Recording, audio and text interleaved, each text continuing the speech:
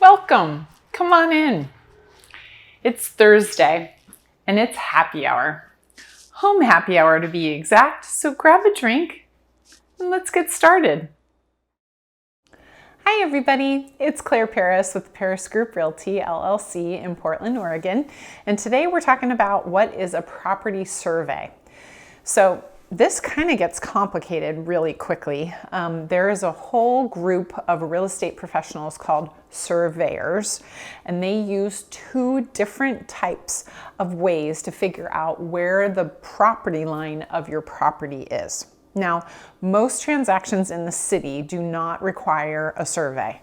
And we're going to talk about what a survey is in more detail in another episode, so you can definitely check that out. And of course, we talked about what a property line is in another episode that you can go check out too. But a survey is a document that this real estate professional provides you, the person who owns the property or who is purchasing the property, and they delineate exactly where they think your property lines are. Now, yeah, I know, it's crazy, because they're going to use two different types of ways to discover it. But at the end of the day, you could hire 5 surveyors and they might all come up with different lines as far as your property is concerned. I know that's disconcerting, but unfortunately, it's just the way it is. Now, in the city, it's a little bit easier because throughout the city, they have put pins in the sidewalk that mark the corner of certain whole neighborhoods. So it's much easier because there's this fixed point that everyone knows about that they can figure out from there where the property line is. If you're in the country, this gets very complicated. You could have a survey based on an old tree. You could have it based on what's called a blaze line, where they literally burnt the tree. You could have it based on all kinds of crazy stuff. There is something called a meridian, and that's what all surveys across the nation are based on. And there is one in Northwest Portland. For those of you that don't know what a meridian is, it's literally it's like a spot that they put in the ground that just says, hey, this is the location. And then they base all property lines off of that specific location. So it's actually really cool because if you read your property description on your deed, it's going to start with typically the Willamette Meridian.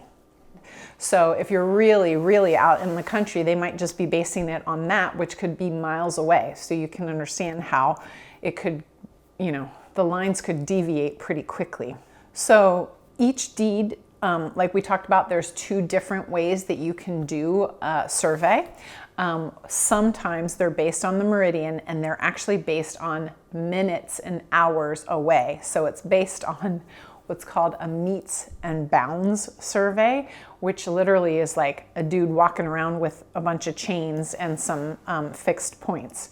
So it gets really complicated really quickly. If you're in the city, then they have more accurate fixed points that are closer by. So it might be like, Ladd's Addition, pin number X, 30 feet from that to the north, and then the next boundary is X feet south and all of that. So it's actually pretty fascinating, and we will happily provide you with examples if you're interested in this. This is just a fascinating and undiscovered part of real estate, or uncharted. There's no HGTV about this, that's for sure. Of course, we could go into this all day long, and we're going to have all kinds of more information on it, so check it out.